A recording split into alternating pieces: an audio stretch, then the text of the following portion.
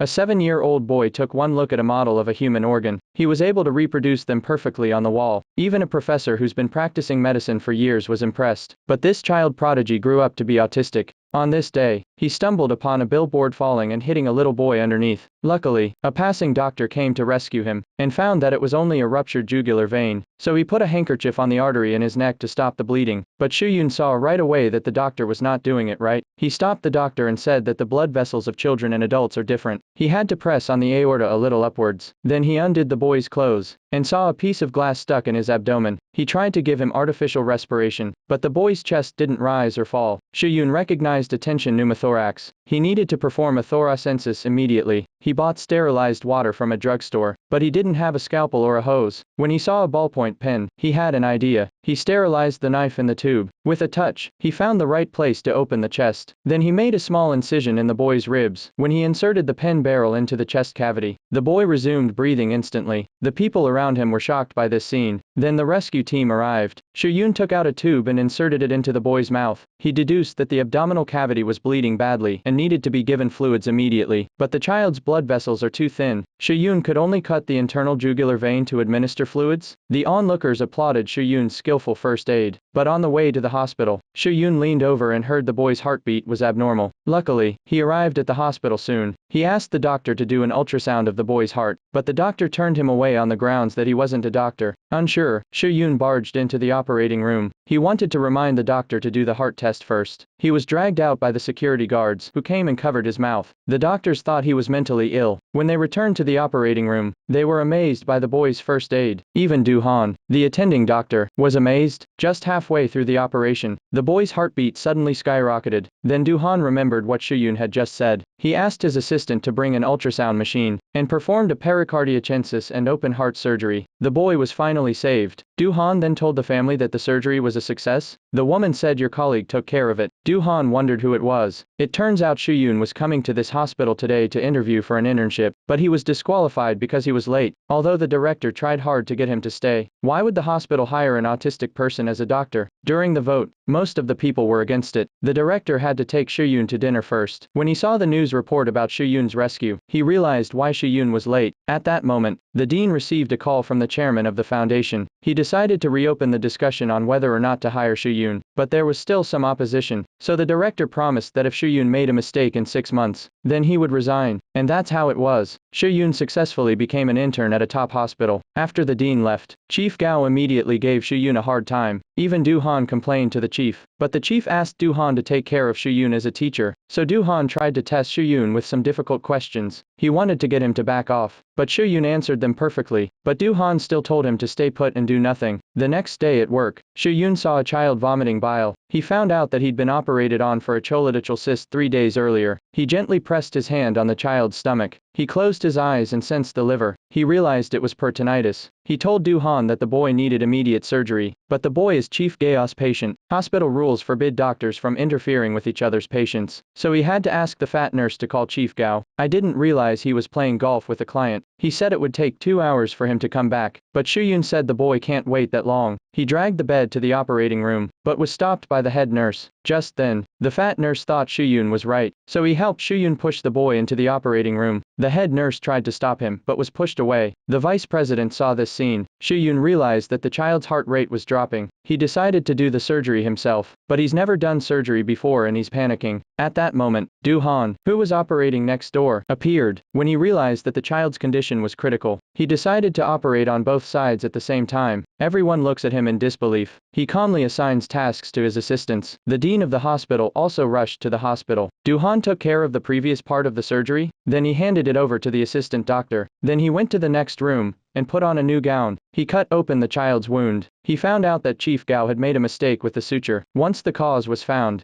it was quickly taken care of. Du-han thought the operation was done and was about to leave. Shuyun realized something was wrong. At that moment, the boy's pancreas suddenly bled around the area. Du-han checked and still couldn't find the location of the bleeding point. Shu-yun reminded him to look at the patient's prescription. He found out that Chief Gao was prescribing third-generation antibiotics and somatostatin. Du-han looks shocked. Shu-yun explained that somatostatin can cause bile blockage, which can lead to pancreatitis and bleeding symptoms. It was banned in the US 10 years ago. After finding the cause of the bleeding, Du-han knew what to do. After a few maneuvers, the operation was completed successfully. On the other side, the operation was almost finished. The two presidents were impressed by old Du-han's skill. At this time, Chief Gao finally came back after playing soccer. The dean gave him a stern look and left. But Chief Gao, enraged, accuses Du-han of touching his patient. But Du-han punched Shu-yun. He says that a doctor who does nothing is far more hateful than a doctor who does nothing. Obviously, it's Chief Gao. He defiantly blamed Du-han for his bad manners. A golf ball accidentally fell out. There was a bit of an awkward moment. The next day, Shu-yun came to the neonatal ward for inspection. He heard Chief Kim from the hepatobiliary department persuade the parents of a premature baby to give up the surgery, because most of the baby's intestines were already necrotic, and the success rate of the surgery is very low. But Shu-yun secretly suggested to the family to transfer the baby to pediatrics. He decided for Du-han that the baby could be saved. Chief Kim was furious when he learned the news. Then he found Du-han. He told him that he shouldn't interfere with his own patients. Du-han didn't know what was going on, until Shu-yun told him the truth. Du-han apologized to the baby's parents, saying that there was nothing he could do, and Chief Gao found out about it and called in his subordinates, and instructed him to spread rumors about Du-han. That Du-han was afraid to operate on the baby because he was afraid of taking responsibility. When Du-han heard this, he just smiled lightly, but then he went to look for the baby's treatment records. He was furious when he read them. It turned out that Chief Kim saw that the baby had no chance of being saved. In order not to waste resources, he only did a simple drainage treatment, although the success rate of the operation is only 20%, but he still decided to try his best. The hospital held a special committee to reward and punish him. At the same time, the baby's condition suddenly deteriorated. Yun-soo immediately rushed into the conference room. He told Du-han that the baby wouldn't last long. At that moment, Shu-yun stood up and said he wanted to operate immediately. Then he ran to the hospital room despite the crowd. After seeing the baby's condition, Du-han decided to operate on the spot. The other doctors looked puzzled. Shu-yun explained that premature babies don't regulate their body temperature well. Transferring them to the operating room would put them at risk of losing body heat. When they were ready, Chief Gao's subordinates refused to operate in their department. They couldn't afford to take the blame if anything went wrong. Luckily, the dean showed up in time to grant the request for surgery. Surgery begins. After incising the abdomen, the intestinal necrosis was far worse than expected. Du-han decided to remove the necrotic part first, and then take a piece of intestine to make a small intestine fistula to restore the digestive function of intestine. And after a lot of maneuvering, they succeeded in operating on the youngest and lightest preterm baby in history. Just as Du-han was about to close the wound, Shu-yun stops him, because yesterday, when he was looking at the ultrasound image, he noticed some shadows around the baby's gallbladder, but Yun-soo said it could be an artifact of the ultrasound. When Chief Kim arrived, he got confused and forgot to look into it. Shu-yun's insistence caught Du-han's attention. He did a quick check and found something. It's an extremely rare bile duct perforation. For a moment, everyone was at a loss. Yun-soo suggested removing the cyst as soon as possible, but Shu-yun didn't agree, because the bile ducts of premature babies are too thin. The small intestine couldn't be anostomosed. At that moment, the baby's oxygen saturation level suddenly dropped drastically. If we don't find a solution, he'll die. Shu-yun immediately used his extraordinary powers of observation to determine that the drain should be used immediately. Yun-soo questioned the feasibility of his method, but Du-han agreed. He performed the surgery again. In the end, the premature baby was saved, and Du-han's opinion of Shu-yun changed. Because of this operation, the hospital's reputation has increased. The head of the hospital didn't want to punish Du-han for it, but the two section chiefs thought it was unconvincing. In the end, the director decided to suspend Du-han for a week as punishment, but Shu-yun was ridiculed by his colleagues. They said he took the blame for Du-han's actions. One of the male doctors pushed Shu-yun down, pretending to take the blame for Du-han, not realizing that he's the one who made it happen. Yun-soo, who couldn't stand it, took Shu-yun away. He asked him if he didn't feel guilty for making a mistake, but Shu-yun thinks he's not wrong for saving people's lives. This attitude disappointed Yun-soo to no end. Shu-yun is at a loss for words. The next day, when he came to look for the boy, he saw him crying. He picked up the boy's toy to find a topic of conversation, but he accidentally broke the toy's arm. Instead, the boy cried even more. This made the parents doubt his ability to cure their child, so they asked the head nurse to change the doctor. This was overheard by Shu-yun. In order to ease the parents' doubts, he bought a cake for the boy who refused to eat, but the boy's mother knocked him over, and scolded Shu-yun for having no common sense. How can he eat such sweets when he's sick?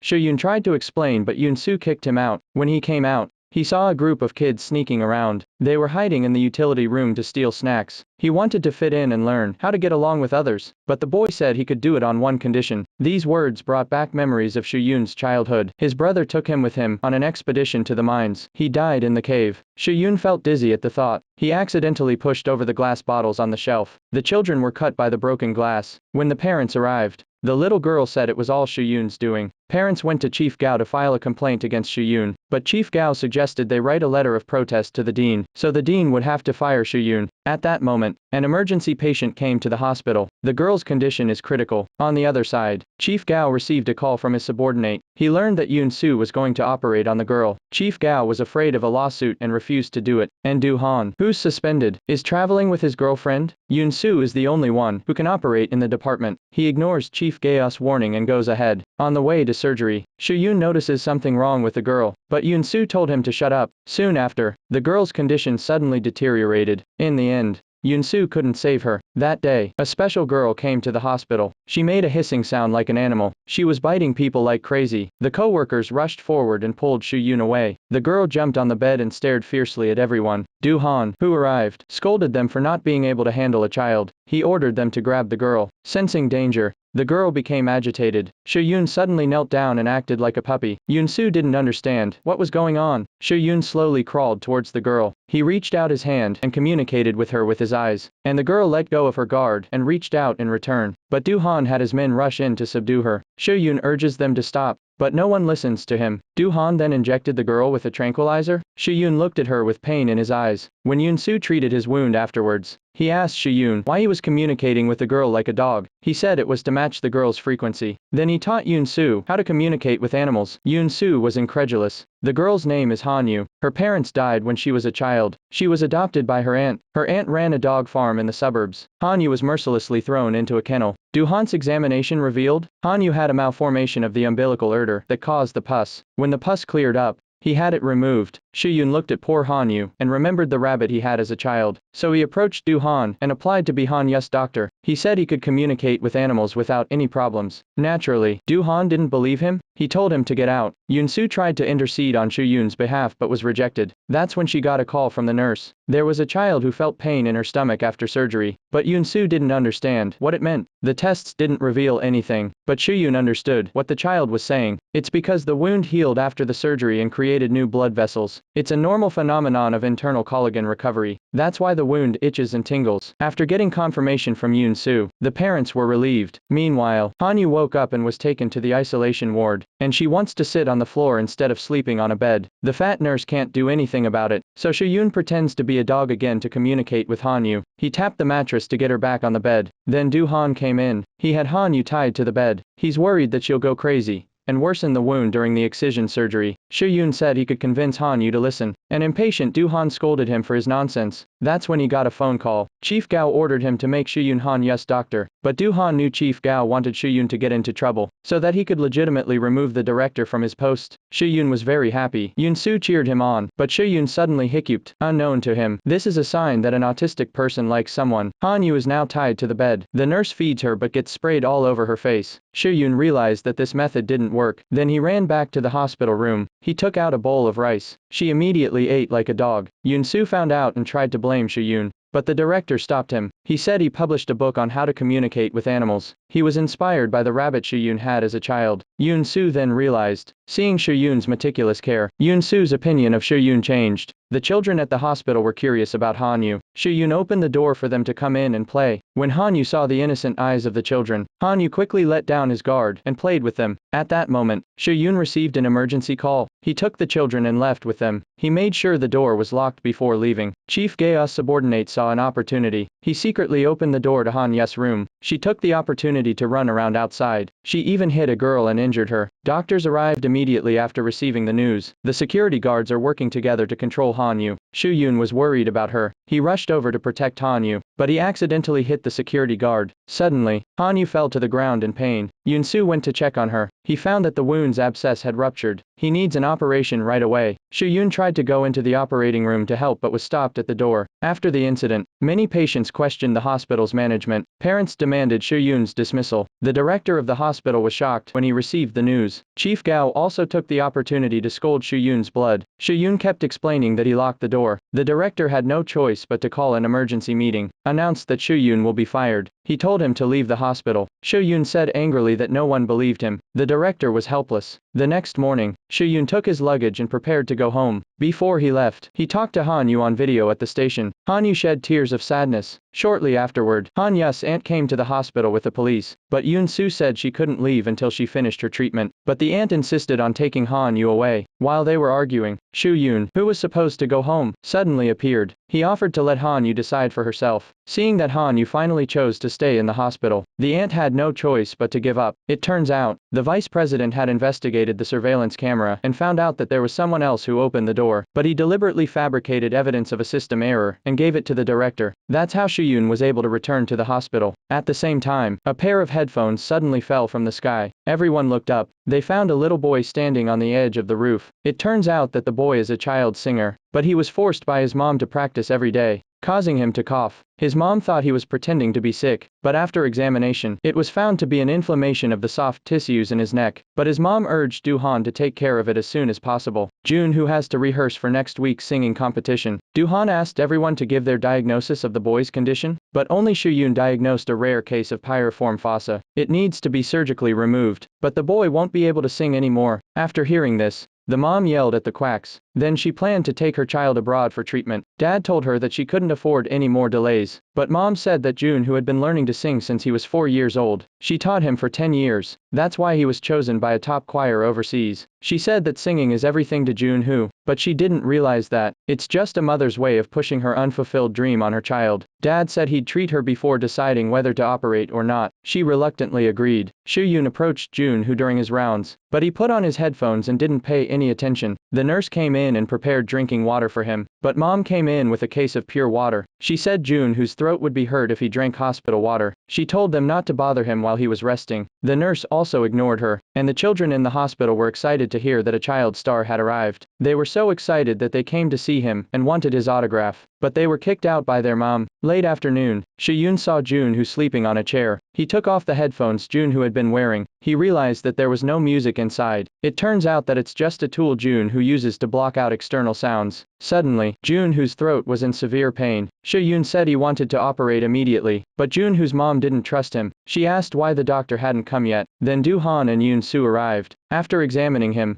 they said they'd only do a simple operation to remove the abscess, but mom refused. Then she said painkillers would do the trick. Yoon-soo was so angry that he couldn't say anything. At the same time, June, who was standing on the balcony in agonizing pain, he wanted to jump off the balcony and end his life, but after Soo-yoon patiently persuaded him, June, who gave up the idea of suicide. Then, Soo-yoon told June, whose mom, he was always listening to music with headphones. It was an act. He didn't want to hear people talking about him. If he continues, he will not be able to stop thinking about it. Do-han wanted his mom to agree to June, who having an amputation, but mom said she wouldn't choose this place even if she had to do it. The doctors overseas are better than here, but the problem is that his condition has deteriorated to the point where he can't delay it any longer. June, whose mom insisted on being discharged from the hospital. At the same time, June, who told Soo-yoon in tears, he grew up singing. He didn't go to school and had no friends. He didn't know anything except singing. Soo-yoon seemed to understand his feelings. He said he was teased for being an idiot since he was a child, but he still chose his dream of becoming a pediatrician. He hoped that June-hoo would never give up on his dream no matter what. When he learned that his mother was going to be discharged from the hospital, June-hoo resisted for the first time. He said he wanted to do the surgery here. Even if he can't sing in the future, he doesn't regret it. He wanted to go to school and make friends, and he wanted to eat a lot of snacks that his mom wouldn't allow him to eat. But mom said it was all for his own good. Soo-yoon tried to persuade him, but his mom told him to get out. Soo-yoon didn't give up. His mother was touched by his persistence. For the first time, she listened to June, whose heart. She finally realized that her child is not a substitute for her. What she wanted didn't mean what her child needed. She agreed to have June-hoo's surgery. Yoon-soo volunteered to be June-hoo's surgeon, and asked Soo-yoon to be her assistant surgeon. Before the surgery, June-hoo made a request to Soo-yoon. Then he went to the hospital's broadcasting room. He wanted to sing one last song to encourage the patients in pain. so that they can overcome their illnesses. At the end of the song, June, who was already in tears. The surgery went on as scheduled. Do-han also came to the operating room to observe, just in case Soo-yoon had an emergency. During the surgery, Soo-yoon once again used his observation skills to find a surgical plan to preserve June-hoo's vocal cords. This was also approved by Do-han.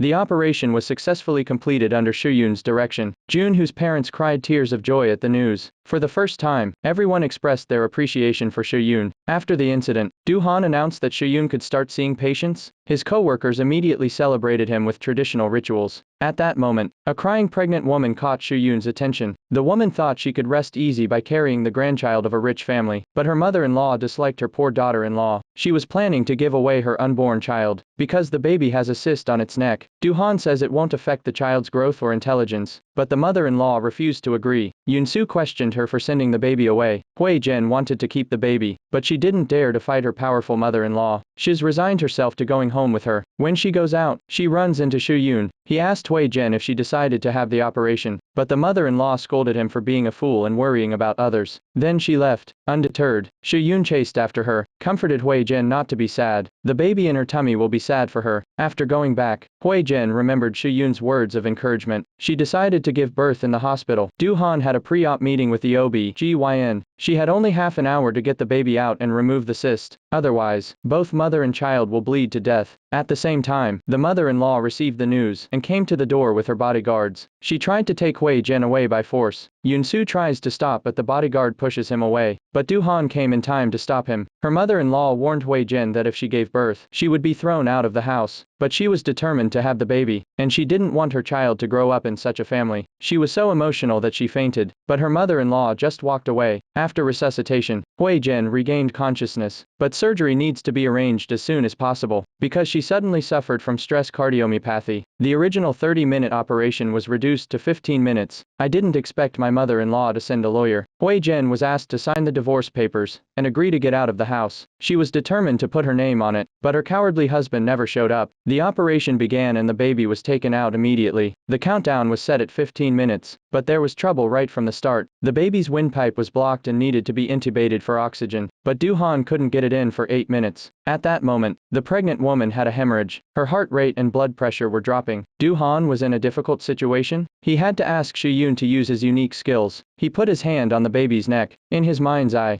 he instantly sensed the position of the trachea. Do-han didn't hesitate to intubate. Then he started to remove the cyst. The operation was finally completed at the last minute. The next day, the cowardly husband came to the hospital. He was relieved to see that the mother and child were safe. Learning that Hui-jen had taken all this on herself, the husband apologized to Hui-jen in shame, and resolved to take her and the child out of the mother's control. The success of the operation attracted the attention of the outside world. Reporters came to the pediatric department to film the interview, but Soo-yoon kept staring at the camera. It turned out that he wanted his parents, who had abandoned him, to see him. Unbeknownst to him, his mom was hiding in the hospital, and his irascible father did see his son on TV, so he came to the hospital to look for him. Unexpectedly, his father scolded Soo-yoon as soon as he met him. Soo-yoon's mind instantly showed images of his father's domestic violence. The shock was so great that he fainted. Not only did his father not come to help Soo-yoon, instead, he called him a loser. Soo-yoon wakes up looking scared. Do-han told his father to go home, but he told him to mind his own business. At that moment, Soo-yoon's mom came to stop him. The man was shocked to see his wife, whom he hadn't seen in 20 years. Then he tried to hit her, but security guards came and dragged him away. The wife begged her husband to spare her son. She was willing to give him all her savings, but the husband said he wanted his son to support him for the rest of his life. The wife's money was nothing. Then he raised his hand to hit her. Suddenly, the man coughed violently. He coughed up a handful of blood. The dean brought Soo-yoon to see him. Soo-yoon realized it was his father and turned to run away. The dean stopped him and told him that his father had terminal cancer and that he didn't have much time left. But Soo-yoon couldn't face the fear of his father. He ran out and met a wounded girl. He found out that she was injured to protect her blind father. When the blind father apologized, the girl smiled and comforted her father. The warmth of the scene made Soo-yoon feel something. But the next day,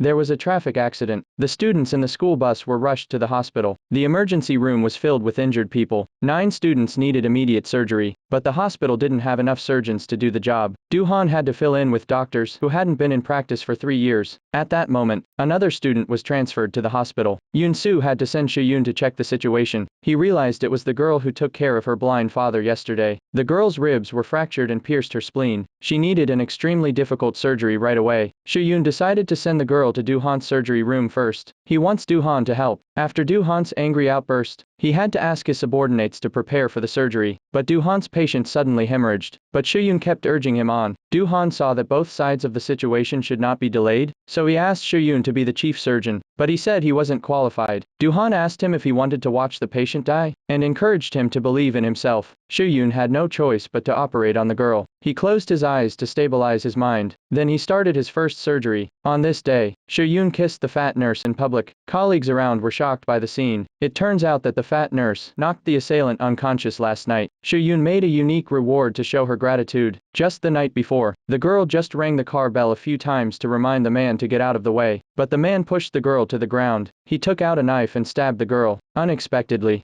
the scene was seen by Soo-ying on the roadside. She was brutally attacked by the man. She was already unconscious when she arrived at the hospital. Du-han immediately arranged for an operation to save her. When Soo-ying woke up the next day, the police, anxious to solve the case, took her statement. When she recalled last night's horrible experience, Soo-ying went into shock. At that moment, the criminals appeared in the hospital. Then Soo-ying overcame her fear and told her the facial features of the criminals. The police were ready to leave after gathering useful information. Yoon-soo asked him to send someone to protect Soo-ying, but the police said there was no need. He also said that the murderer wouldn't dare to show up at the hospital. In the early morning, Du-han was leaving work after visiting Soo-ying. In the early hours of the morning, Soo-yoon also noticed someone suspicious. The assailant sneaked into Soo-ying's hospital room. He took out a knife and was about to kill him, but Soo-yoon, who came in, shouted at him to stop him. Soo-ying recognizes the murderer who hurt him. When the criminals were about to kill Soo-yoon first, suddenly, Du-han came and kicked him down. He told Soo-yoon to take Soo-ying away first. Then he fought with the criminals. Soo-yoon handed Soo-ying to the fat nurse, and quickly ran back to the ward to help. Du-han was stabbed in the stomach. Soo-yoon rushed up and punched the assailant, but the robber pushed him away and escaped. He ran into the fat nurse on his way out the door. He raised his fist and charged at him. Luckily, Du-han didn't hurt any vital organs, but the assailant was beaten unconscious. Du-han said Soo-yoon did a good job. He realized that the robber was able to fight bravely. Yoon-soo was also impressed by him. After work, a car drove by. Soo-yoon grabbed Yoon-soo and hugged him tightly. Yoon-soo doesn't know what to do with the sudden intimacy. Then he yelled at the driver. When he got home, Soo-yoon made spaghetti for him, but it didn't taste good. They ended up eating rice balls from the fridge, but Yoon-soo was touched inside. The next day, Soo-yoon met Du-han's girlfriend, Chae-young. She invited Soo-yoon to taste the cake with her. Yoon-soo saw this scene. Chae-young had already treated him like a younger brother, and Soo-yoon would often talk to her about his problems. They became a brother and sister who could talk about anything, but Yoon-soo mistakenly thought they were having an affair. She asked him if Chae-young was pretty. Soo-yoon didn't understand what he meant. He said that Chae-young was not only pretty, but also kind. Yoon-soo was furious when he heard that. He left without Soo-yoon. The next day, Yoon-soo sent Soo-yoon to the hospital next door to get some information. He ran into Chae-young. She saw that the weather was getting cold and Soo-yoon was only wearing a thin shirt, so she took him to a nearby clothing store and bought him some clothes. When he returned to the hospital with the documents, Yoon-soo realized he was wearing a new shirt. He even forgot to cut off the tag. When he looked at the dress, he realized it cost $800,000. Soo-yoon said he didn't know the price. It was a gift from Chae-young. That made Yoon-soo angry. He said if he didn't have any clothes, he could have bought them for him. Why did he need a gift from an outsider? But Soo-yoon said that Chae-young is not an outsider, and Yoon-soo was so angry that he left. Then, he accepted the blind date arranged by his mom. She wore high heels for the first time and met her date, but the atmosphere was awkward. She went back to the hospital to show off in front of Soo-yoon. She told him about her blind date. She wanted to know if Soo-yoon was unhappy, but he only complimented Yoon-soo's dress. He didn't get the answer he was looking for. Yoon-soo had to leave in frustration. In fact, Soo-yoon was afraid to show his heart. When she got home, Yoon-soo began to doubt herself. Obviously, Soo-yoon had a crush on him. Until that day, their department prepared a play for the kids. Soo-yoon grabbed Yoon-soo's hand during rehearsal. This instantly made Yoon-soo's heart flutter. That day, Soo-yoon was teased by two gangsters for being a retard. They beat him up. Du-han, who was far away, immediately rushed to him and fought with them. Soo-yoon saw Du-han's figure. It was as if Du-han was sent by his brother to protect him. Du-han told Soo-yoon why he didn't fight back. Soo-yoon knew that Du-han was angry because he cared about him. It was his childlike innocence that won Yoon-soo's favor. Soo-yoon would secretly observe Yoon-soo's mood. When he knew she was in a bad mood,